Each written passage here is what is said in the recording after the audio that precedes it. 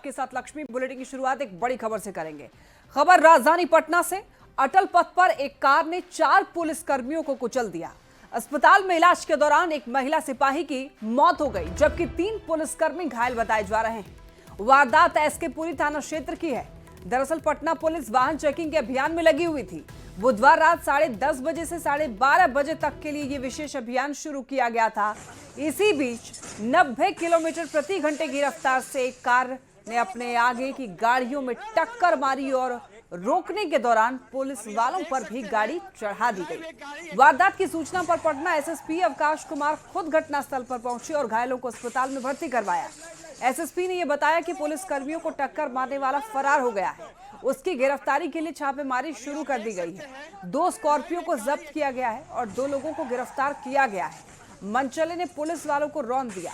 देखिए, एक वीडियो सामने आया है जिसमें आप देख सकते हैं कि किस तरीके से पुलिस वाले डर जाते हैं जब वो गाड़ी उसी रफ्तार से आगे बढ़ती भी जाती है। कुछ लोगों को रौंद भी दिया गया है, जिसमें एक महिला सिपाही की मौत हो गई है इलाज के दौरान। ये देखिए, ये देख सकते हैं। ये वीडियो पूरी तरीके से साफ नहीं है, ब्लर वीडियो है, लेकिन आप इसको देखकर समझ सकते हैं कि पुलिस वाले डर के मारे वहां से हटते हैं रोड से। वाहन चेकिंग अभियान चलाया गया था पुलिस वालों की तरफ से और इसी दरमियान एक कार 90 किलोमीटर प्रति घंटे की रफ्तार से आगे बढ़ती है, आगे वाली गाड़ियों में टक्कर मारती हुई, और रोकने पर पुलिस वालों पर भी गाड़ी चढ़ा दी जाती है। वारदात की सूचना पर पटना एसएसपी अवकाश कुमार खुद घटनास्थल पर पहुंचे, घायलों को अस्पताल में भर्ती करवाया। इस वीडियो को देखने के बाद आप ये समझ सकते हैं कि कुछ लोगों में पुलिस का खौफ बिल्कुल भी नहीं है। आप देख सकते हैं कि जो गाड़ी चलाने वाला है वो किस कदर 90 किलोमीटर प्रति घंटे की रफ्तार से वो आगे बढ़ता है और रौंदता हुआ आगे बढ़ जाता है। बताया जा रहा है कि ड्राइवर अभी फरार है, जिसकी अब तलाश पुलिस को है, जिसकी गिरफ्तारी के लिए पुलिस छापेमारी कर रही है। अब आप देखिए कि कार के भी किस तरीके से परखच्चे उड़ चुके हैं। ये देखिए, चिथड़े उड़ चुके हैं बिल्कुल एकदम कार के। अगला हिस्सा बिल्कुल क्षतिग्रस्त हो गया है।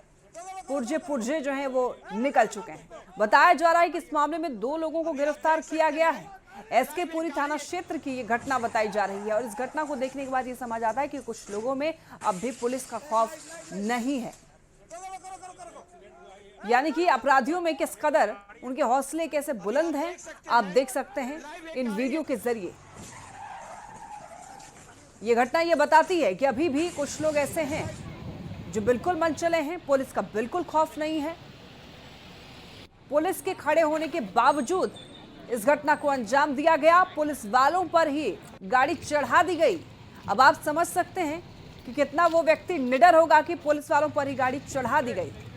10:30 बजे से 12:30 बजे तक के लिए ये विशेष अभियान पुलिस की तरफ से शुरू किया गया था, वाहन चेकिंग अभियान। और इसी बीच 90 किलोमीटर प्रति घंटे की रफ्तार से एक कार आती है और अपने आगे की गाड़ियों में टक्कर मार देती है। रोकने के दौरान पुलिस वालों पर भी गाड़ी चढ़ा देती है। वारदात की सूचना पर पटना एसएसपी अवकाश कुमार खुद घटनास्थल पर पहुंचे, घायलों को अस्पताल में भर्ती करवाया गया है। बताया जा रहा है कि एक महिला सिपाही की इस दौरान मौत हो गई है। अटल पथ पर वारदात, हादसे का सीसीटीवी फुटेज सामने आया है, लाइव वीडियो भी सामने आया है। देखिए, तस्वीरों में आप देख सकते हैं 2 तस्वीरें टीवी स्क्रीन पर। इस घटना के बाद की तस्वीर आप देखिए कि रोड पर किस तरीके से जो कार के परखच्चे हैं, पुर्जे वहां से उड़े हुए दिखाई दे रहे हैं। और इस तस्वीर को आप देखकर यही कहेंगे कि इन पर कड़ी से कड़ी कार्रवाई होनी चाहिए। जो लोग ऐसे सड़क पर गाड़ी चलाते हैं उन पर सख्त एक्शन लिया जाना चाहिए, ताकि वो आगे ऐसी कोई भी घटना को अंजाम ना दे पाएं और दूसरे बाकी लोग भी सबक जरूर लें इस एक्शन से। क्योंकि जब एक व्यक्ति गाड़ी खराब चलाता है, एक रफ ड्राइविंग की वजह से बाकी लोग भी डिस्टर्ब होते हैं। ये राजधानी से खबर, राजधानी पटना की खबर है। अटल पथ पर एक कार ने 4 पुलिसकर्मियों को कुचल दिया। यहाँ पर रात्रि में 10:30 से 12:30 की चेकिंग सभी जिले में पूरे जिले में लगाई गई थी। यहाँ पे अटल पथ पर भी एसके पुरी के द्वारा चेकिंग की जा रही थी और पूरी बैरिकेडिंग वगैरह करके भी चेकिंग की जा रही थी। इसी क्रम में एक बहुत तेज रफ्तार से कार ने आकर पीछे जो कार चेक हो रही थी उसको धक्का दिया और जो आगे कार जिसकी चेकिंग हो रही थी उससे फिर पुलिस वालों को लगा, जिसमें लोग घायल हैं। अभी निकटतम हॉस्पिटल में ले जाया गया जहाँ पे इलाज चल रहा है, जिसको हम लोग देख रहे हैं। अपराधियों पे नकेल कसने के लिए पटना पुलिस ने कल रात में एयर ड्राइव चला रखा था और पटना के जो विभिन्न इलाके हैं वहाँ पे वाहन चेकिंग जो है वो की जा रही थी, सघन वाहन चेकिंग की जा रही थी। और इसी क्रम में जो है लगभग 10:30 बजे से लेकर के 12:30 बजे तक ये अभियान चल रहा था। 2 घंटे का अभियान था और इसी क्रम में यहाँ पे एसकेपुरी थाना क्षेत्र का जो आप देख सकते हैं कि ये पुनाई चेक जाने का रास्ता है और यहाँ पे पुलिसकर्मी जब वाहन चेकिंग कर रहे थे तो उधर से यानी कि जेपी गंगा पथ से तेज़ रफ्तार की स्कॉर्पियो जो है वो आ रही थी। उसमें 3 लोग सवार थे, जैसा कि वीडियो में सामने आया है। और यहाँ पे जो पुलिसकर्मी तैनात थे, जिसमें एक एएसआई थे, एक महिला पुलिसकर्मी थी और एक और पुलिस अधिकारी जो थे, इन तीनों को स्कॉर्पियो ने, तेज़ रफ्तार की जो स्कॉर्पियो थी, उसने टक्कर मारी और इस घटना में जो है तीनों पुलिसकर्मी गंभीर रूप से घायल हो गए, जिन्हें पास के ही एक निजी अस्पताल में भर्ती कराया गया। और इलाज के दौरान जो है जो महिला सिपाही थी उनकी मौत हो गई और बाकी 2 पुलिसकर्मी जो हैं वो अभी इजाज़त है। बताते ये चले कि जिस स्कॉर्पियो ने यह टक्कर मारी है पुलिसकर्मियों की, उसका नंबर है BR01HT 8437 और इस स्कॉर्पियो पे बीजेपी यानी कि बीजेपी का जो झंडा है वो लगा हुआ था। तो ऐसे में माना जा रहा है कि किसी बीजेपी से जुड़े जो कार्यकर्ता या नेता थे उनकी ही ये गाड़ी है और गाड़ी में 3 युवक जो है वो सवार थे।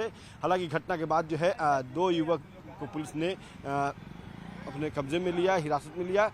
चालक जो है उसके बारे में ये कहा गया कि वो फरार हो गया मौके से। अब इसकी जो है छानबीन की जा रही है। जब ड्राइवर गिरफ्तार होगा तो उसका मेडिकल भी कराया जा सकता है, क्योंकि ये माना जा रहा है कि स्कॉर्पियो का संतुलन जो है वो यूं ही नहीं बिगड़ा। हो सके तो जो चालक है वो नशा में हो या और फुल स्पीड की उसकी गाड़ी थी तो गाड़ी का संतुलन जो है वो भी ना पाया हो सकता है। तो सभी बिंदुओं पर जो है वो जांच की जाएगी। फिलहाल जो बिहार परिवहन विभाग जो है DTO कार्यालय से जो है वो गाड़ी की जांच भी की जा रही है और बाकी विस्तृत जो जानकारी है वो पटना SSP के द्वारा दी गई है। फिलहाल यह घटना जो है वो अटल पथ की वो बड़ी घटना है और अब इसकी छानबीन जो है वो पटना पुलिस कर रही है। कैमरा पर्सन दीपक के साथ अमित कुमार, न्यूज़ 18 पटना। पटना से बड़ी खबर, मैनपुरा हत्याकांड में कार्रवाई हुई है। देखिए, हत्याकांड के आरोपी का एनकाउंटर किया गया है। पुलिस ने आरोपी के पैर में गोली मारी है। भागने के दौरान पुलिस ने अपराधी के पैर में गोली मारी है। 24 घंटे के अंदर पुलिस का एक्शन। हत्या का आरोपी बेटा से गिरफ्तार हुआ है। बुधवार को एक शख्स की हत्या का आरोप है। ये बड़ी खबर, मैनपुरा हत्याकांड में कार्रवाई हुई है। आपको बताते चलें कि 24 घंटे के अंदर पुलिस ने एक्शन लिया है। पुलिस की सख्त कार्रवाई ये बता रही है कि अपराधियों को बख्शा नहीं जाएगा। हत्याकांड के आरोपी का एनकाउंटर कर दिया गया है। पुलिस ने आरोपी के पैर में गोली मारी है। दरअसल बताया जा रहा है कि आरोपी भागने की कोशिश में था और इसी दौरान पुलिस ने एनकाउंटर कर दिया, पैर में गोली लगी है। पुलिस ने बता दें 24 घंटे के अंदर ही एक्शन लिया है।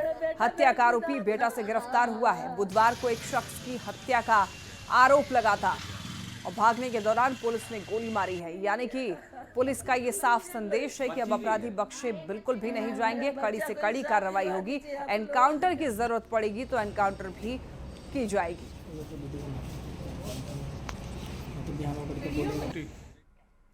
राजधानी पटना में लगातार हो रही अपराधी घटनाओं से पुलिस की कार्यशैली पर सवाल के घेरे में है। पुलिस की कार्यशैली, ऐसे में पटना पुलिस अब डैमेज कंट्रोल में जुट गई है। पटना पुलिस अब आंकड़ों का हवाला देकर क्राइम कंट्रोल का दावा कर रही है। पटना के SSP ने 2022 से राजधानी में होने वाली आपराधिक घटनाओं का हवाला दिया है और आपको ये बता दें कि SSP ने दावा किया है कि साल 2022 से 24 की तुलना में साल 2025 में हत्या, लूट, डकैती और वाहन चोरी जैसे गंभीर अपराधों में कमी आई है। साथ ही गिरफ्तारी में बढ़ोतरी हुई है।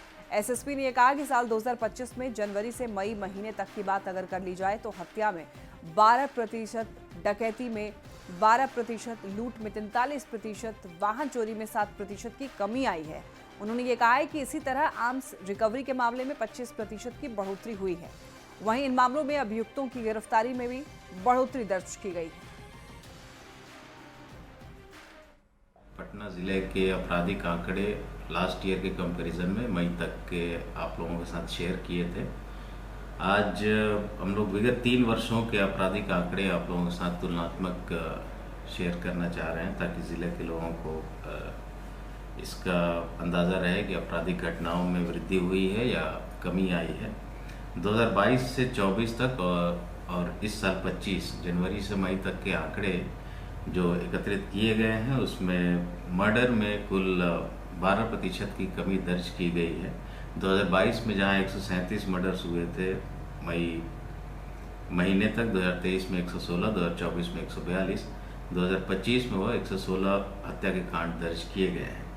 लूट के कांडों में बहुत भारी गिरावट दर्ज की गई है। 43.6% की गिरावट है लूट के कांडों में। नेता प्रतिपक्ष तेजस्वी यादव की अध्यक्षता में आज महागठबंधन की बैठक होगी। इस बैठक में बिहार विधानसभा चुनाव की तैयारियों पर चर्चा के साथ ही सीट बंटवारे और गठबंधन में शामिल दलों के बीच समन्वय पर भी चर्चा होगी। देखिए, तेजस्वी यादव की अध्यक्षता में महागठबंधन की ये चौथी महत्वपूर्ण बैठक होने जा रही है। ये बैठक बिहार विधानसभा चुनाव 2025 की तैयारियों और गठबंधन के भीतर समन्वय को मजबूत करने के लिए बुलाई गई है। बैठक में सीट बंटवारे, जिला स्तर पर समन्वय और कॉमन मिनिमम प्रोग्राम से अहम मुद्दों पर चर्चा होने की संभावना है। और महागठबंधन की इस बड़ी बैठक को लेकर बिहार की सियासी हलचल भी तेज है। महागठबंधन की बैठक में आरजेडी, कांग्रेस, विकासशील इंसान पार्टी और वाम दल जैसे प्रमुख घटक दल शामिल होंगे। ये बैठक इसलिए भी महत्वपूर्ण है, देखिए, क्योंकि गठबंधन के भीतर सीट बंटवारे को लेकर खींचतान की खबरें हैं। कांग्रेस ने 70 सीटों और वीआईपी ने 60 सीटों की मांग की है, तो लेफ्ट भी 45 सीट की डिमांड कर रहा है। महागठबंधन में सीट बंटवारा एक बड़ी चुनौती बनी हुई है और लगातार ये बैठक हो रही है, लेकिन अभी तक स्थिति साफ नहीं है। और देखिए, आपको बताते चले कि बिहार में विधानसभा चुनाव को लेकर राजनीति तेज होती जा रही है। राजनीतिक दल चुनावी रणनीति बनाने में जुटी हुई है। इसी कड़ी में आज पटना में इंडिया गठबंधन की अहम बैठक होने जा रही है। तेजस्वी यादव के आवास पर हो रही बैठक में चुनाव के कई रणनीति के साथ ही दलों के बीच बेहतर तालमेल और सीटों के फॉर्मूले पर भी चर्चा हो सकती है। ज्यादा जानकारी के लिए न्यूज 18 संवाददाता रवि एस नारायण हमारे साथ जुड़ रहे हैं। रवि, आज महागठबंधन की बैठक, और ये बैठक अपने आप में महत्वपूर्ण क्योंकि कई अहम मुद्दों पर बातचीत होगी, पूरी जानकारी। जी बिल्कुल, आज की जो महागठबंधन की जो चौथी बैठक होने वाली है वो बेहद महत्वपूर्ण है। और महत्वपूर्ण इस मामले में कि आज की बैठक में पहली बार औपचारिक रूप से सीटों को लेकर के सारे दल जो है वो आमने सामने होंगे। सारे दलों ने अपने अपने होमवर्क्स कर लिए हैं और सामने आकर के फॉर्मूला पे बात होगी कि किस फॉर्मूला के तहत किसको कितनी सीटें दी जाए।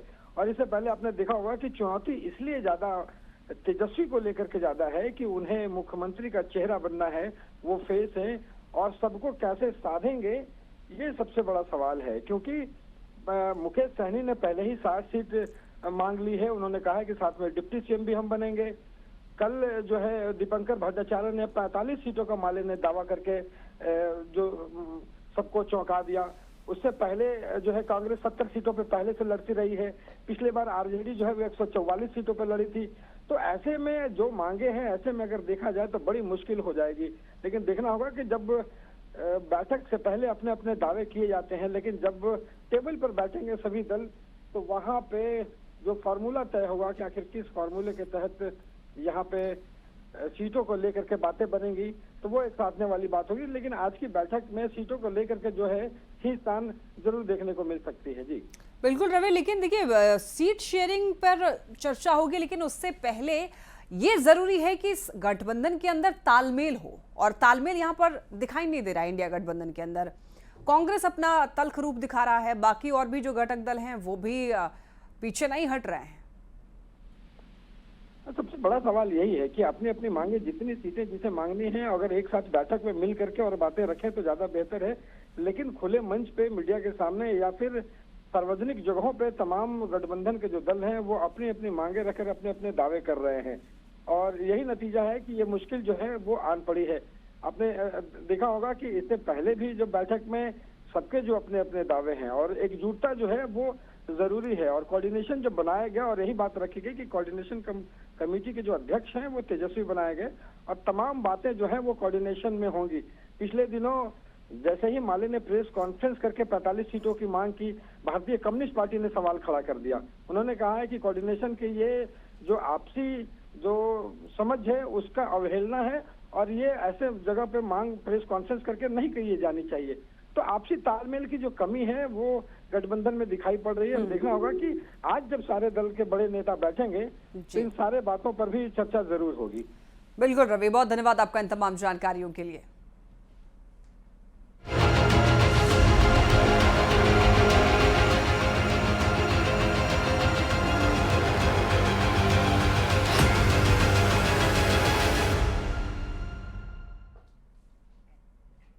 आइए बात करते हैं मौसम की। जून का महीना सभी के लिए परेशानी लेकर आया है, चूंकि लगातार तापमान में बढ़ोतरी और तापमान बढ़ने की वजह से गर्मी भीषण है। लोग त्राहिमाम कर रहे हैं। पटना, गया, औरंगाबाद और बक्सर जैसे जिलों के लिए आज हीट वेव का अलर्ट जारी हुआ है। वहीं दरभंगा, पूर्णिया, अररिया और किशनगंज में हल्की बूंदाबांदी की संभावना है। गर्मी को देखते हुए मौसम विभाग ने येलो और ऑरेंज अलर्ट जारी किया है। ज्यादा जानकारी दे रहे हैं न्यूज 18 संवाददाता अमित कुमार। बिहार में मौसम का सितम जारी है। उमस और चिलचिलाती धूप ने लोगों को परेशान कर रखा है। बात अगर हम दक्षिण बिहार की करें तो दक्षिण बिहार में लगभग सभी जिलों में तापमान जो है वो 40 और 42 डिग्री के आसपास है।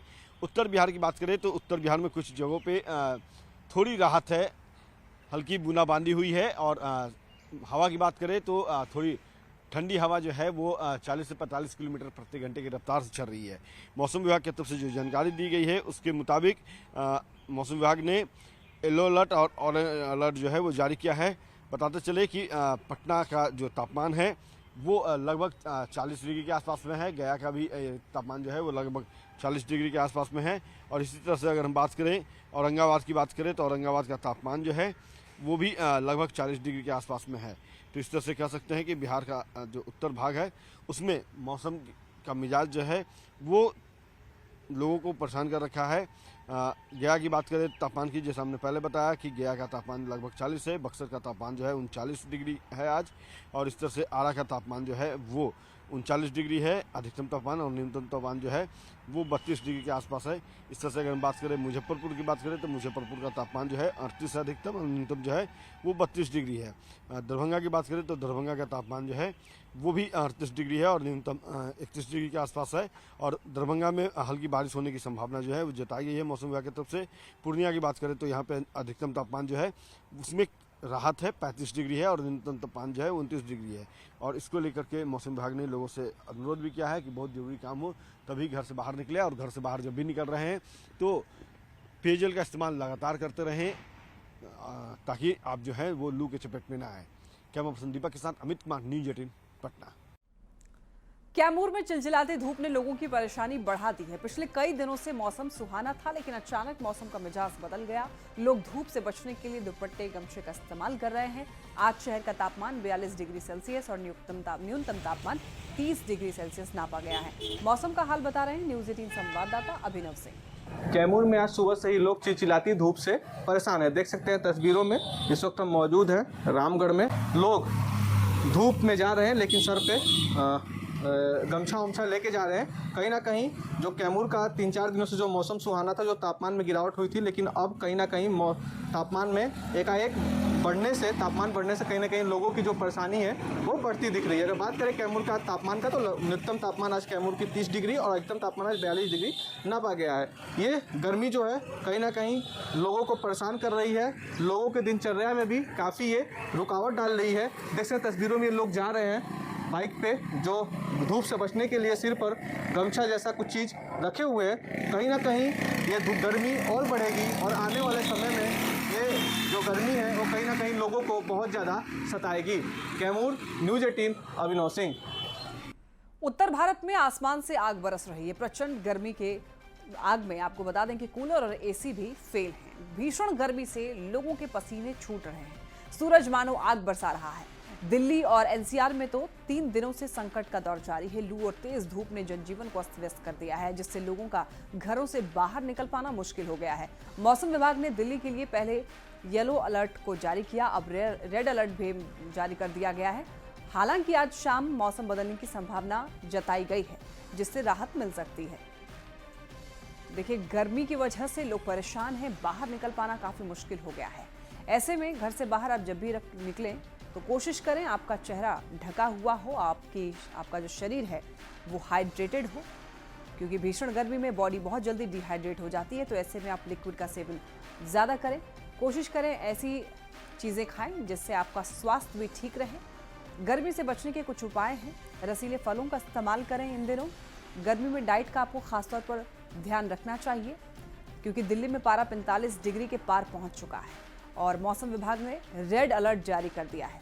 हालांकि बताया जा रहा है आज शाम या फिर कल शाम के बाद मौसम में बदलाव देखा जा सकता है, लेकिन फिलहाल गर्मी से लोग त्राहिमाम कर रहे हैं। भीषण गर्मी, हीट वेव चल रहा है।